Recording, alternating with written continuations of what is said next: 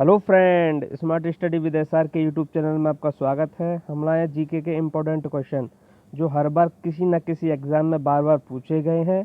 हम उनकी एक सीरीज लाए हैं जो आपके एग्ज़ाम के लिए बहुत महत्वपूर्ण साबित होंगे। आगे चलते हैं क्वेश्चनों की तरफ। कच्चा एल्यूमिनियम किस नाम से जाना जाता है? Answer pyrite. किससे जाता है? पायराइट से। मानव त्वचा में पाया जाने वाला वर्णक है मेलानिन। कौन सा है? मेलानिन। मानव त्वचा में पाए जाने वाला वर्णक है मेलानिन। पहला ग्रह रोग किस पोषक पदार्थ की कमी से होता है? नियासिन। किससे होता है? नियासिन। कौन सा रोग? पहला ग्रह रोग। फ्लू होता है विषाणु से। आपको याद रखना है, फ्लू किससे होता है? विषाणु से। किससे होता है? विषाणु से। दाढ़ी मूछ कर निकलना किस हार्मोन से संबंधित है? आपको आंसर बता दें। आंसर टेस्टोस्टेरोन से। आपको याद रखना है, दाढ़ी मूछ कर निकलना किससे है? टेस्टोस्टेरोन से। विश्व वन दिवस मनाया जाता है 21 मार्च को। कब मनाया जाता है विश्व वन दिवस? 21 मार्च को। भारत का पहला परमाणु रिएक्टर है अप्सरा। आपको याद रखना कौन सा है? अप्सरा। भारत का पहला परमाणु रिएक्टर कौन सा है? अप्सरा।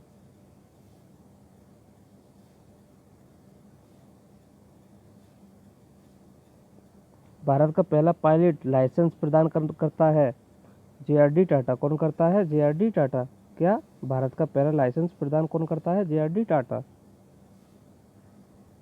भारत का पहला टेस्ट ट्यूब बेबी था दुर्गा अग्रवाल। कौन है? दुर्गा अग्रवाल।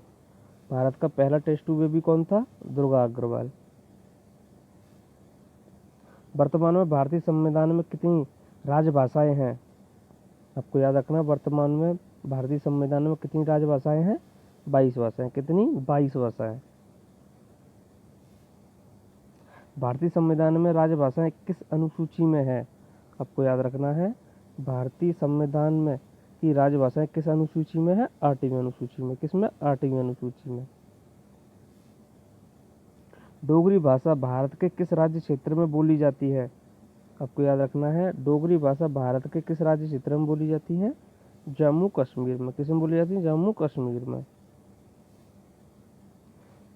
पहला गुप्त शासक कौन था? आपको याद रखना है, पहला गुप्त शासक कौन था? श्रीगुप्त। कौन था? श्रीगुप्त। इलाहाबाद के स्तंभ में किसकी उपलब्धियां उत्कीर्ण है? आपको याद रखना है, इलाहाबाद के स्तंभ में किनकी उपलब्धियां उत्कीर्ण है? समुद्रगुप्त की। किसकी है? समुद्रगुप्त की। कवि कालिदास किसके कवि थे?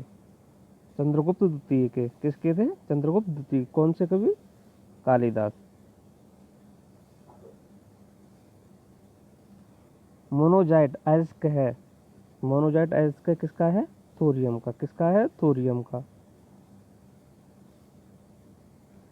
समुद्री जल से नमक किस विधि द्वारा तैयार किया जाता है? आपको याद रखना है, समुद्री जल से नमक किस विधि द्वारा तैयार किया जाता है? वाष्पीकरण विधि द्वारा। किसके द्वारा? वाष्पीकरण विधि द्वारा। अस्थि में कौन सा प्रोटीन पाया जाता है? आपको याद रखना है, अस्थि में कौन सा प्रोटीन पाया जाता है? ओसिन। कौन सा पाया जाता है? ओसिन। मांस, अंडा एवं दूध मुख्य स्रोत है। मांस, अंडा, दूध मुख्य स्रोत है प्रोटीन के। किसके हैं? प्रोटीन के। प्याज एवं लहसुन में गंधक किसके कारण आती है? आपको याद रखना है, प्याज, लहसुन और में किस प्रकार गंधक आती है? पोटेशियम के माध्यम से। किसके माध्यम से? पोटेशियम से। अस्थायी है न्यूट्रॉन।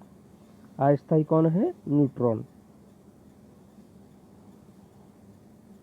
पनीर उदाहरण है जेल का। आपको याद रखना, पनीर किसका उदाहरण है? जेल का।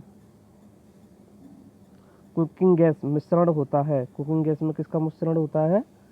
ब्यूटेन और प्रोपेन का। किसका होता है? ब्यूटेन और प्रोपेन का। किसमें? कुकिंग गैस में, जो घर में यूज होती है। शुगर बेबी प्रजाति है तरबूज की। आपको याद रखना है, शुगर बेबी प्रजाति किसकी है? तरबूज की। सबसे भारी धातु है? आपको याद रखना, सबसे भारी धातु कौन सी है? ओस्मियम। कौन सी है? ओस्मियम। बर्फ की बूंद गोलाकार होने का कारण है? आपको याद रखना है, वर्षा की जो बूंद होती है, जो गोलाकार होकर होती है, वो पृष्ठ तनाव से होती है। किससे होती है? पृष्ठ तनाव से। कोशिका के अंदर का निर्माण किसके द्वारा होता है? कोशिका के अंदर ऊर्जा का निर्माण किसके द्वारा होता है? माइटोकॉन्ड्रिया के द्वारा। किसके द्वारा होता है? माइटोकॉन्ड्रिया के द्वारा। आपको याद रखना, कोशिका के अंदर ऊर्जा का निर्माण किसके द्वारा होता है? माइटोकॉन्ड्रिया के द्वारा।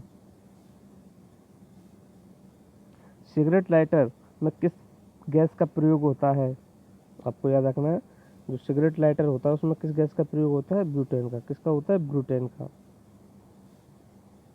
मानव मस्तिष्क का सबसे बड़ा भाग है सेरिब्रम। कौन है? सेरिब्रम। आपको याद रखना, मनुष्य का मस्तिष्क का सबसे बड़ा भाग है सेरिब्रम। जो आपके आने वाले एग्जाम के लिए बहुत महत्वपूर्ण होंगे, प्लीज़ इन्हें रट लें और बार बार इसका रिवीजन करें और अपने फ्रेंडों को भी शेयर करें।